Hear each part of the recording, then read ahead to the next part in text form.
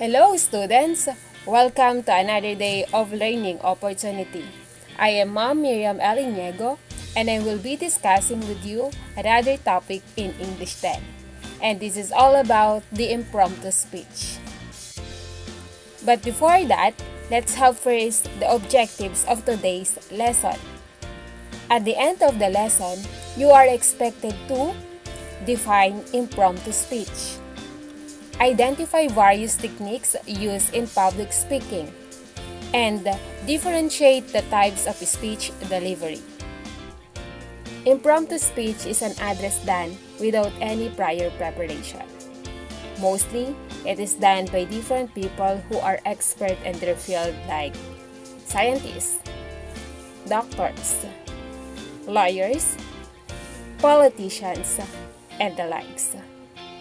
However, due to the evolving ways of our world, impromptu speech has now become part of school contests, meetings, and presentations. In a more informal setting, where a speaker could be interfered by questions coming from an audience, impromptu speech could also be called as a spontaneous address, for the speaker is not aware of what the audience will ask. Nonetheless, these questions will help the speaker have more direction on what information needs to be relayed in order to educate the audience. Here are some important tips in delivering an impromptu speech.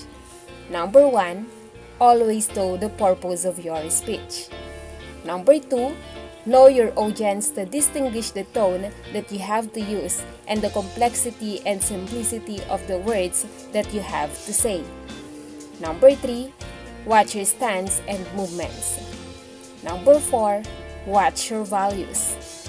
Number 5, use a variety of stress, juncture, and tone. And lastly, number 6, be comfortable in presenting yourself. For number 1, always know the purpose of your speech. Is it just to inform them about your topic? Or do you need to play down the pros and cons of a certain issue and let them think? Or are you going to persuade them instead of just laying down the pros and cons of an issue? Is your purpose in speaking clearly established? So it is very important to know your purpose first. You should know if you're just going to inform your audience or to persuade them to believe in you. For number 2, know your audience to distinguish the tone that you have to use and the complexity and the simplicity of the words that you have to say. Before you deliver your speech, ask these questions to yourself. Will they understand me if I said things this way? Are they going to get bored listening to me? Or do I need to tell this lightly or seriously? Is this a group of teens or a group of senior citizens? Do they know something about what I have to say? Before you deliver a speech, it is very important for you to check the background of your audience, for you to know the tone you will use, and to identify what type of words you will say so your audience can understand you. Number 3, watch your stance and hand movements.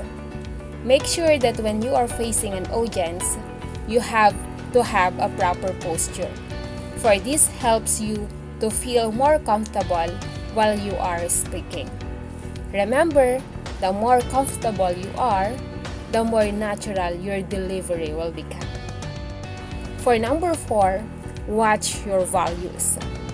Even though you are delivering a speech about a certain topic, you must always consider that there are different people who have different ideas, beliefs, origins, and perspectives in front of you. When you are making a point or explaining something, practice not to step on anyone and anything in general. For number 5, use a variety of stress, juncture, and tone in order for you to deliver a more effective address or speech. However, make sure you do not overdo this, or else you will lose the main point of your talk. Only use it when it is needed. For instance, stress is used for giving emphasis on a point.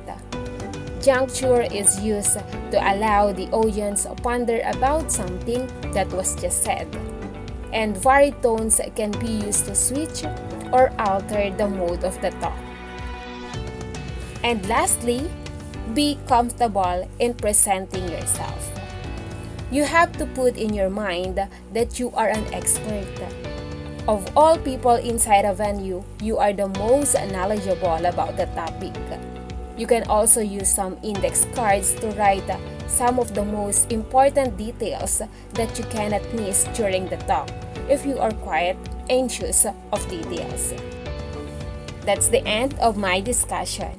I hope that you learned something today. Thank you for watching. Till next time, goodbye students!